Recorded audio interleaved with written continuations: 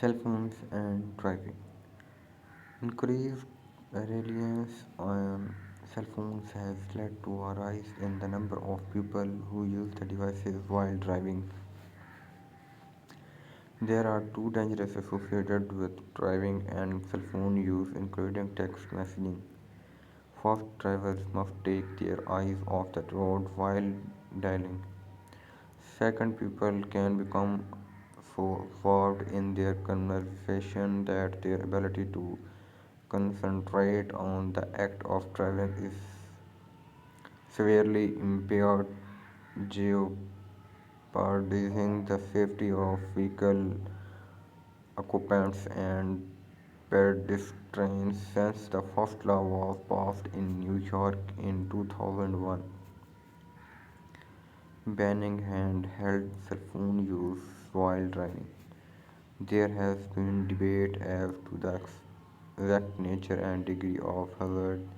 The latest research shows that while using a cell phone when driving may not be the most dangerous distraction because it is so prevalent, it is by far the most common distraction in crashes and near crashes.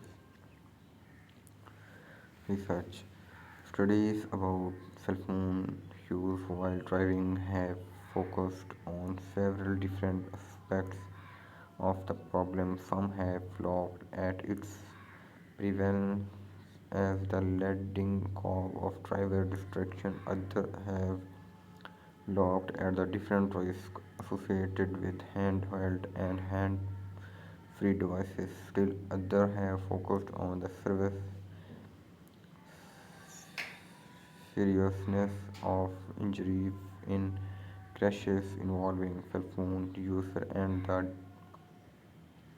demographics of drivers who use cell phones. Of increasing concern is the practice of texting. In January 2010, the National Safety Council released a report that estimates that at least 1.6 million crashes are caused each year by drivers talking on cell phones.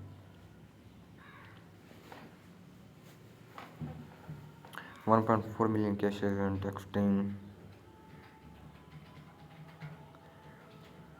to a lakh crashes. The estimate is based on data of driving cell phone from the National Highway Traffic Safety Administration and from peer-reviewed research that quantifies the risk using cell phones and texting while driving. In July 2009, Virginia Tech Transportation Institute released a study showing that the risk of texting while driving is far greater than previous estimates. Previous estimates showed and far exceeds the hazards associated with other driving distractions. Research used cameras in the cabs of trucks traveling long distance over a period of 16 months and found that the collision risk became 23 times higher. Stupid stopped looking at the road and used their eyes to send or receive text. Drivers generally spent nearly 5 seconds looking at their devices before a crash or near crash, a period long enough for a vehicle to travel more than 100 years at typically highway speeds.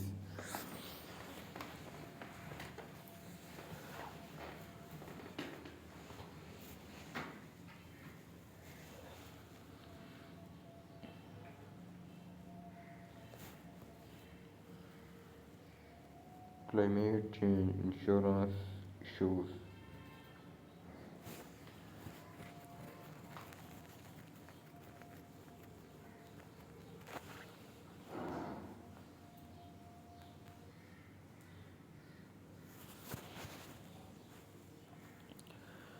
There is no consensus among the scientific community that the climate is changing with potential risk to the global economy, ecology, and human health and well being. But how much of this is due to national phenomena, and how much to the effects of human activity is a matter of debate. Also unknown is the extent to which weather patterns have already been affected as assumers of risk insurers seek to mitigate potential losses every day through a process known as risk management. Since climate change could lead to losses on a scale never before experienced, insurers are not waiting for research to produce all the answers. A 2009 report by Carriers, a network of companies concerned about global warming, identified some 244 insurance-related organizations in 29 countries that were working in 2008 to find solutions to the threat posed by greenhouse gas emissions, up from 190 groups in 250 countries in 2007. Insurers are also redoubling their efforts in the more traditional area of risk management, including alerting policyholders to the potential for lawsuits for failure to protect against or disclose possible harm to the environment.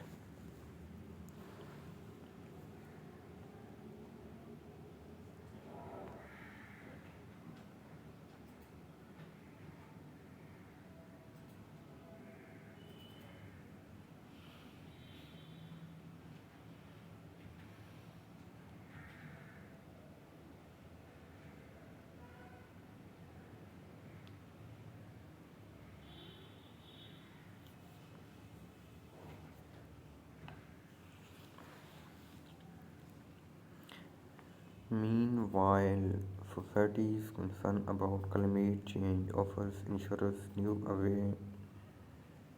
avenues for leadership and new opportunities for innovative products. Global warming: when fossil fuels, coal, oil, and natural gas are burned to produce energy, so called greenhouse gases, largely carbon dioxide, are emitted into the atmosphere where they trap heat.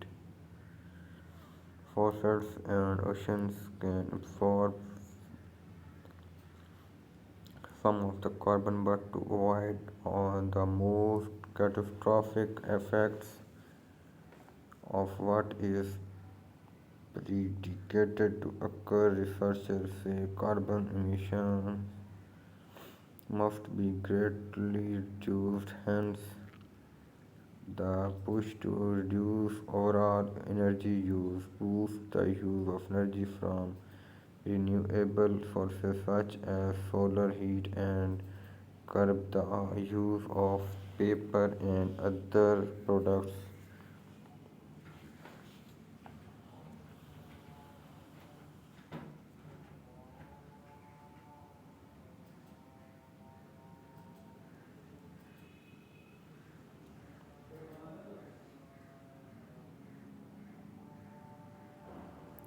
Insurers' contribution to lowering greenhouse gases. Insurers, like companies in other industries, are promoting strategies to lower greenhouse gas emissions. Some insurers have been warning public policy leaders and the general public about the threat of climate change of for years and others were among the first to adopt public streaming